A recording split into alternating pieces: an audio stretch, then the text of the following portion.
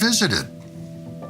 Nature Revisited is a podcast that explores our relationship with the natural world. It consists of interviews, stories, and discussions that highlight the notion that nature is not a place one goes to, but rather a place one is already a part of, that we are nature. For those of you who are new to the podcast, my name is Stefan Van Noorden. On this episode of Nature Revisited, we welcome Giulio Boccaletti, author of the new book, The Environmental Republic, to the podcast. For over 20 years, Giulio has been working at the intersection of ecological science, public policy, and business strategy. Currently, he is the scientific director of the Euro-Mediterranean Center on Climate Change. Giulio has worked with the Nature Conservancy, first as its global managing director of water, and then as its chief strategy officer. Giulio started his career as a scientist, working on climate dynamics and physical oceanography at Bologna University. He obtained a PhD at Princeton and then went on to MIT, where he worked in the large-scale circulation of the oceans. His first book, Water, a Biography, is a history of the relationship between society and water, and was rated as one of the best books of the year by The Economist in 2021. In The Environmental Republic, Giulio argues that we must renew our commitment to freedom and civic responsibility, and he calls for the environmental republic as a necessary alternative, that our environmental challenges reflect a deeper failure of our political institutions. The environmental republic challenges the choice between environmental protection and human freedom. It's a new concept of the republic for a planet in crisis. Giulio joins me from London, England, to share why he believes an environmental republic could help us as citizens save the world.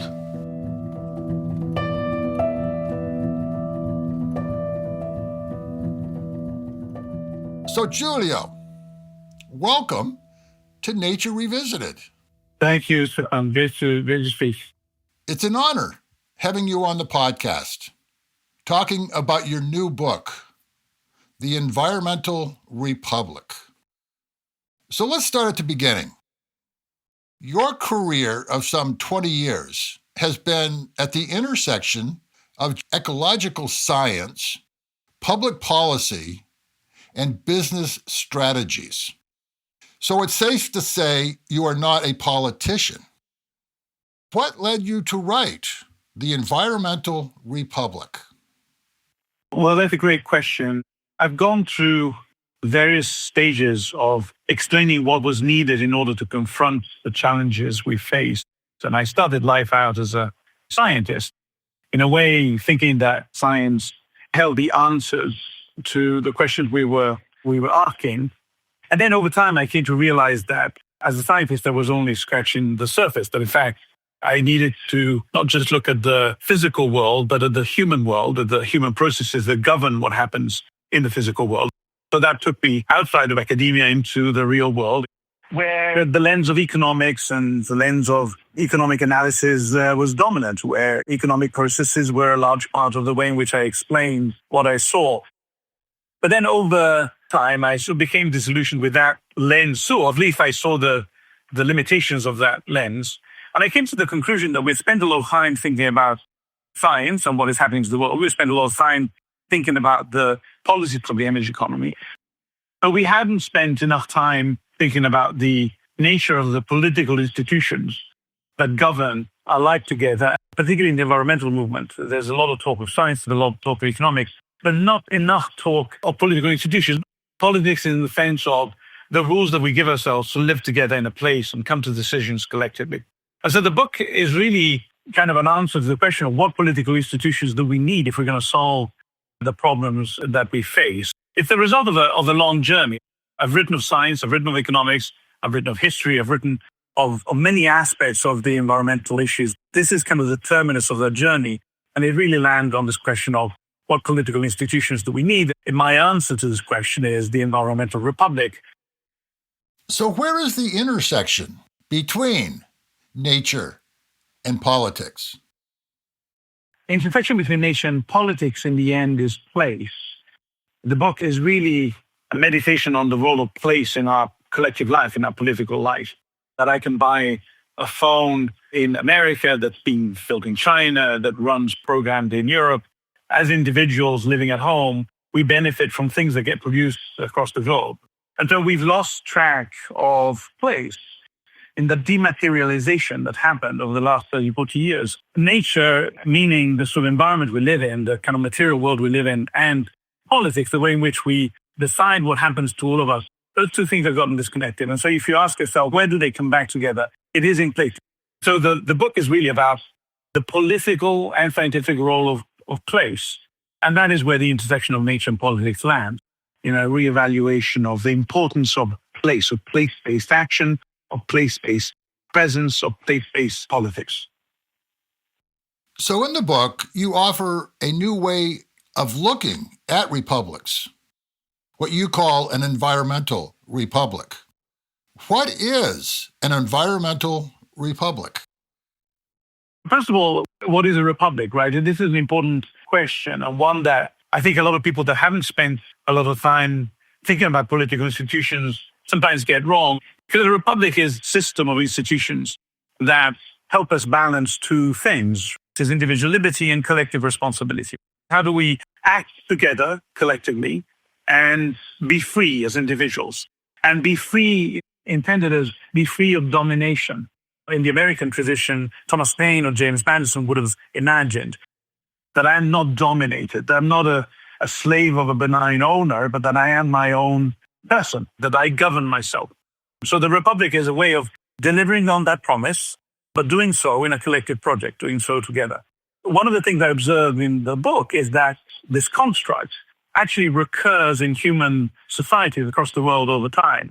We use a word that comes from the Roman experience, but the ideas of the Roman Republic have given us the idea of liberty and tradition is not unique. In fact, republicanism emerges in African traditions, in Chinese traditions, in Native American traditions, Iroquois, for example, in the eastern seaboard of the United States.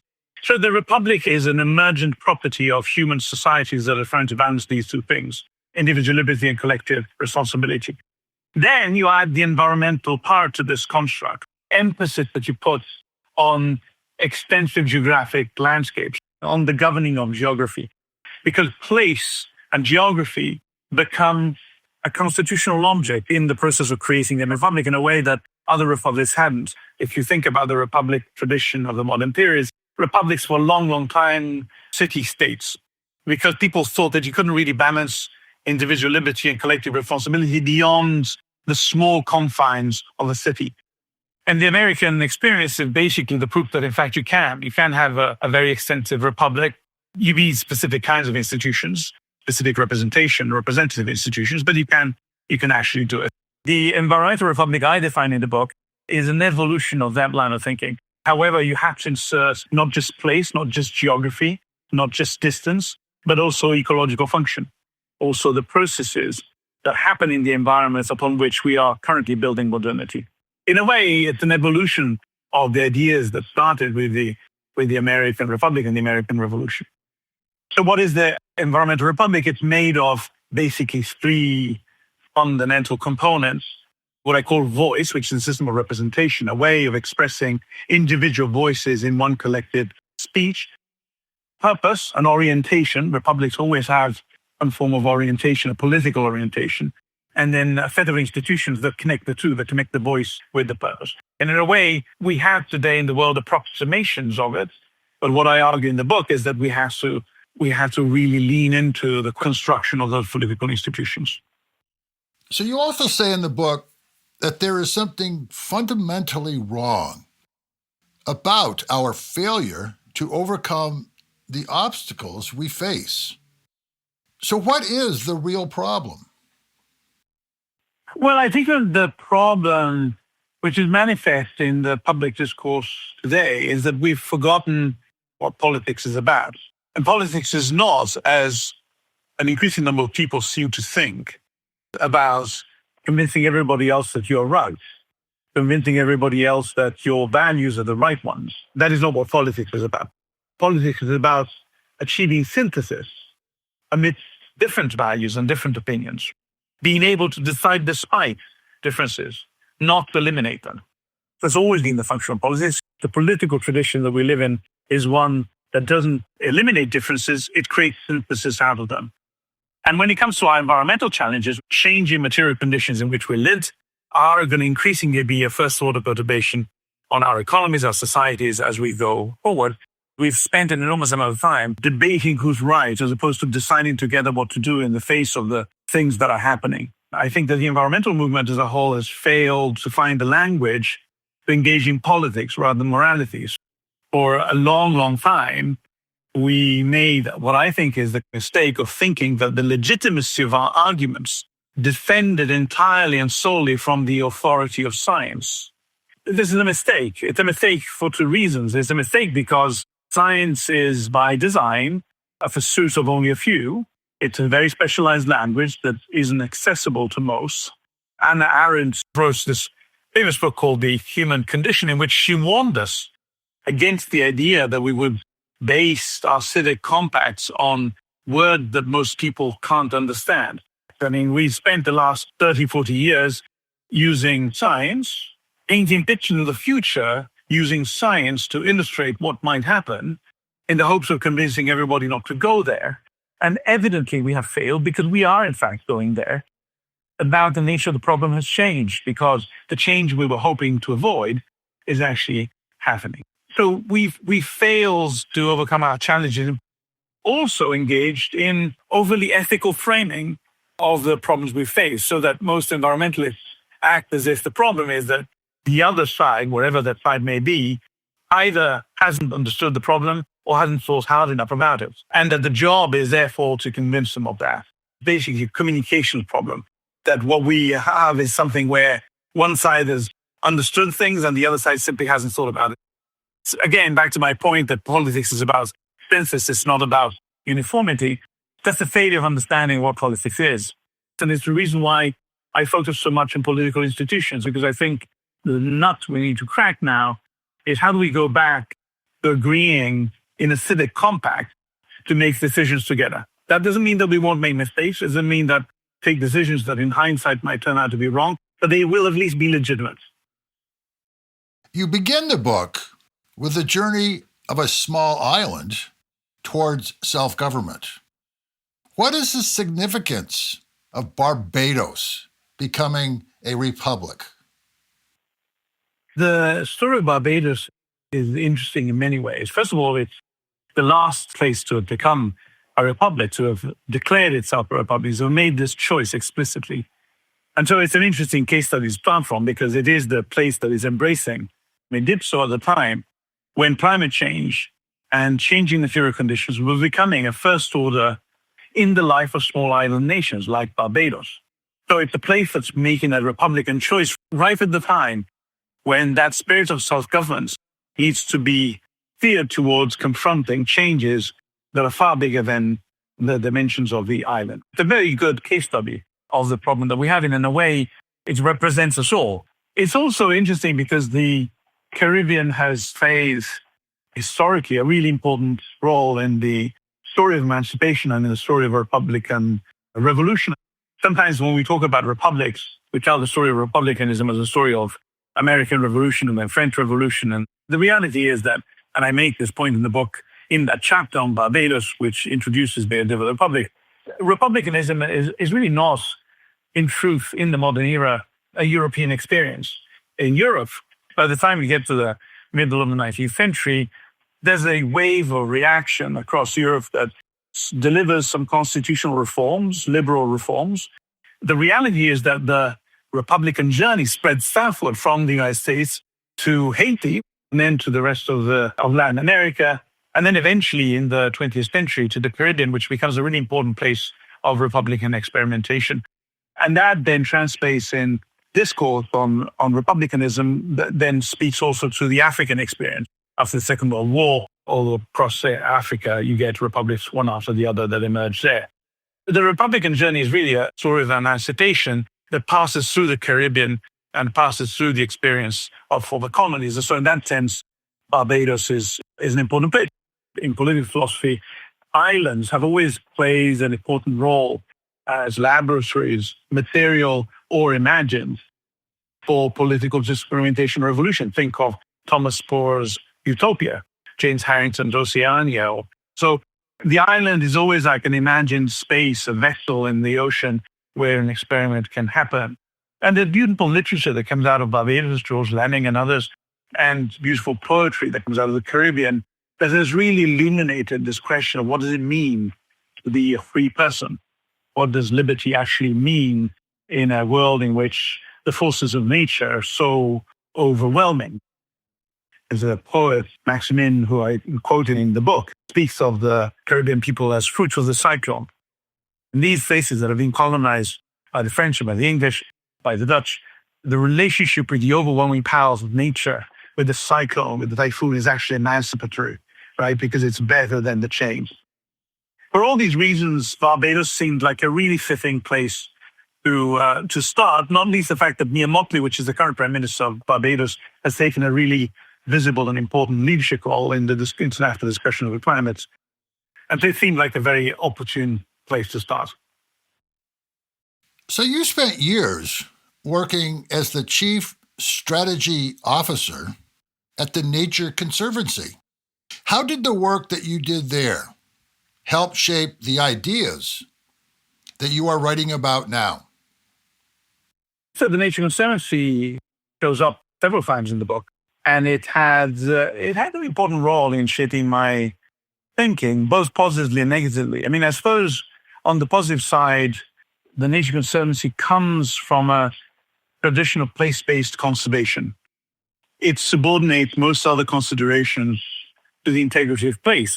My experience at PNC, which was very much informed by the many, many projects that I visited over the years and the work that many, many colleagues in the United States and across the world, has really anchored my understanding of the importance of getting people to collaborate on a place, in a place.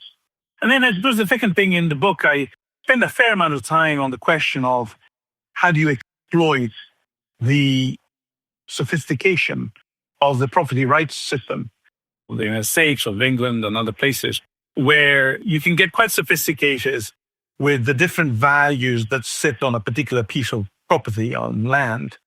PMC was an innovator in really pushing the conservation movement as a tool to protect certain attributes of particular landscapes.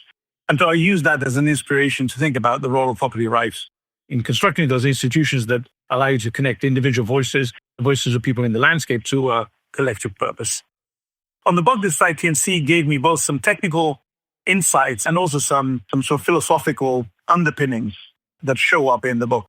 On the other hand, though, the PNC also showed me the limitations of enshrining environmental conservation as the sort of ultimate purpose. In the end, we always wrestled with this question, where do people fit in nature? It no longer represents the kind of conservation that was popular maybe 50, 60, 70 years ago, when the point was that people wanted to preserve nature from people. But there's no question that they still ultimately have an aesthetic understanding of what nature is. At the end of the day, the existence value of nature rests in a particular cultural construction of what nature is, which I critique. Instead, I put human liberty and human development at the heart of a republic's purpose, not environmental conservation. So part of the book is relying on things that I've learned at the Nature Conservancy, but ultimately is a critique of any effort that puts people to one side and puts nature at the heart of one's action, because I think that in the end, come to the conclusion that human liberty has to be the heart of our action. It's a complicated legacy, I think, that my experience has that the Nature Conservancy has given me. Earlier, you mentioned some of the dimensions of an environmental republic, such as voice, institutions, and purpose. Can you elaborate? So voice is both literal and narrative, because literally we participate in the political process through the words that we speak. Accessible language that we speak and that others can understand is the foundation of any political process, which is why it's so important to use language that is accessible. That's why science is not really, it's an enabler, it's an important tool, it illuminates things. It's not accessible to everybody.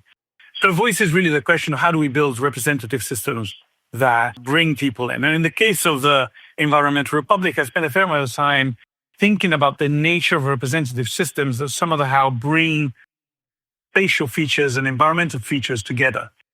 The United States itself has elements of this. Let's say a state like Montana with 2 senators and a state like California with the same. Some people see that as a reduction in democracy. But the reality is that's exactly a deliberate effort to represent geography in the political system. Now, I'm not suggesting that is the right answer for the problems we have today. I'm saying that there are ways in which you can bring an environmental function in this. For example, there are experiences in Europe on reclamation boards or river authorities in different places where you are matters. If I live upstream from you and you live downstream from me, I have a certain power over you. If I choose to use the water of the river, it won't be available for you. How do we represent that relationship in the political system? The voice is really about that, about ensuring that the individual is expressed in a system that also reflects geography and the environment as it manifests itself. How do you connect those voices to some collective purpose? How do you make us more than the sum of the whole? What are the instruments through which all of this comes together? We have constitutions, we have statutes, we have institutions like the judiciary. I spend a fair amount of time on the question of property rights and how property rights flow through judicial and political system. And I also spend a fair amount of time thinking through the nature of the state institutions, fairly technical but important features of the institutions that we might want to have in an environmental republic. That's the institution piece of it. And then there's purpose. Often in a discussion about civic compacts and constitutions in the liberal worlds, we tend to think of constitutional arguments as simply arguments about where does the state end and the private begin. People look at purpose, at political orientation. I think that if we are going to have a republican system in a world that is changing, that is going from where it is today to some different space in the future that needs to be managed, then we need a political orientation. We need the thing we're trying to achieve.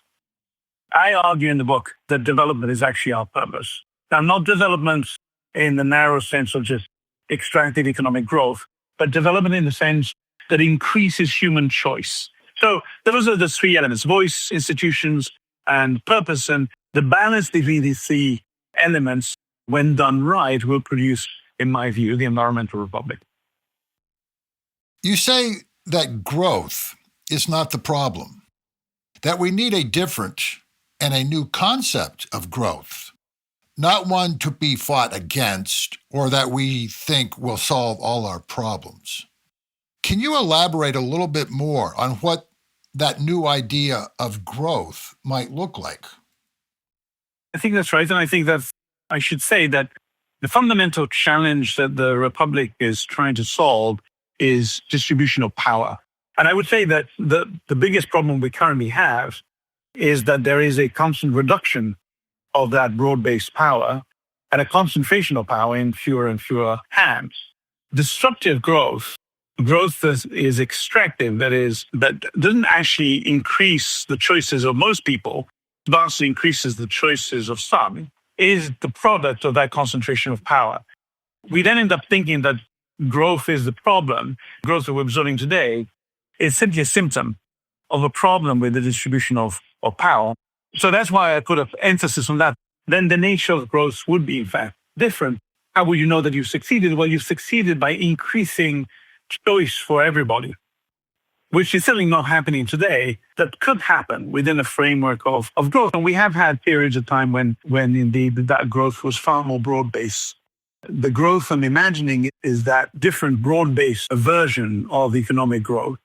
The second thing I would say is that in the book, I make a case for having nature as a basic infrastructure of security for the modern economy, recognizing that in a world in which the statistics that we're facing in terms of droughts and floods and events and fires, those statistics change every year. So we need a way of managing dynamically those changes over time. And that means that infrastructure, that's a dam, a canal, a levee, those static features of the environment, constructed environment, are no longer sufficient to deal with changing material conditions.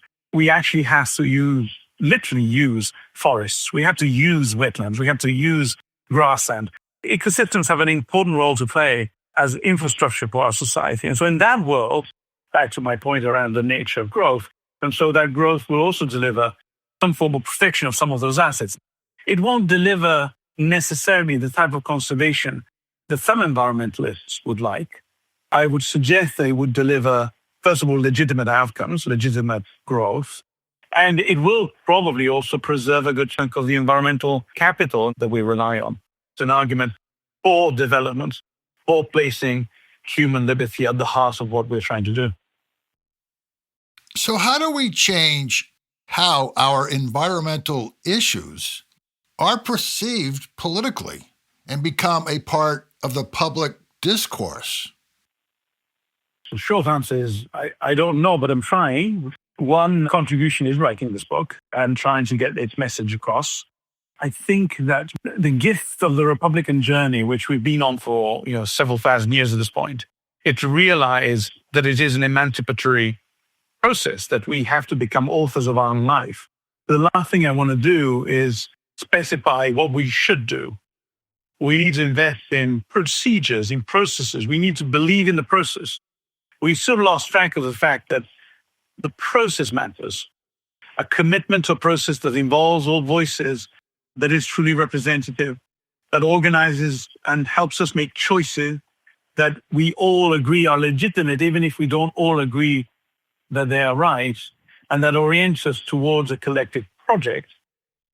So at some level is letting go of the outcome as part of the secret sauce here, fighting over the outcome we want without having the means to get there is simply entertainment. And I fear that that's what some of the political debates have become. They've become ways of not confronting issues by endlessly debating. I think that part of what I'm suggesting is that if we go back to investing in institutions and making sure that we believe we have a commitment to the legitimacy of the political processes that govern ourselves, which is a civic commitment. It comes with responsibility. It comes with education. It comes with making sure that citizens understand not just what their rights are, but also what their responsibilities are. If we do all of that, then in a way, we have a much greater chance of constructing together the final outcome. Otherwise, we'll just end up debating endlessly on who's right. So one last question. I often say, we are nature. Can politics reflect that? I wrote a book before this one called Water, a Biography. In that book, I was telling the story of the relationship between maybe the most essential substance of nature, which is water, and human civilization over thousands of years. And in that book, I didn't use the word we once, because at the time, it wasn't entirely clear on who we was. In a way, this book, The Environmental Republic, is really a book about we, who we is. I think I've come to the conclusion that that question is the most fundamental question. When we say we, who do we recognize? The collective with which we have to define institutions, we have to define our voice, we have to define the institutions, and we have to find our purpose. And in that process, we also end up defining nature. There's a chapter in the book called Nature of Nature. We are nature because in a sense we define it. Science doesn't do it for us because nature is not just what we diagnose with the instruments of science. In our culture, in most human cultures, nature is also a reflection of our innermost feelings. It's also what we feel like when we look out of the window. It's as much a social cultural and historical construct is a scientific one. I think it is appropriate to say that we are nature, because in the deepest sense, Environmental Republic is about creating a civic compact about who we is.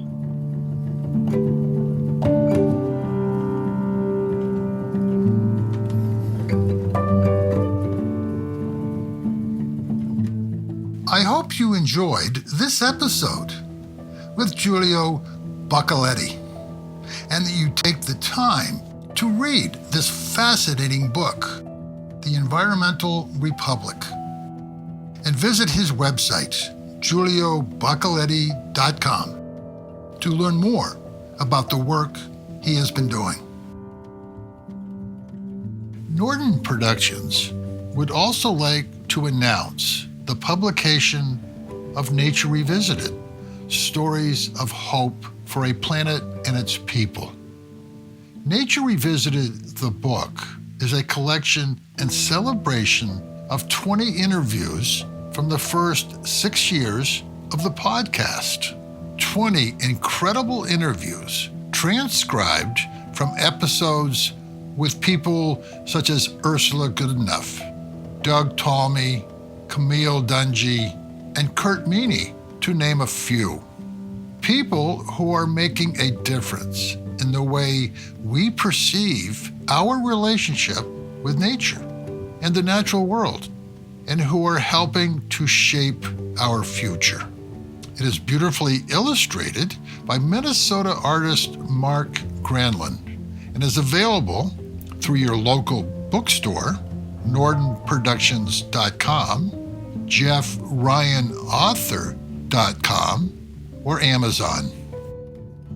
If you enjoyed this episode of Nature Revisited, please share with friends, family, and colleagues.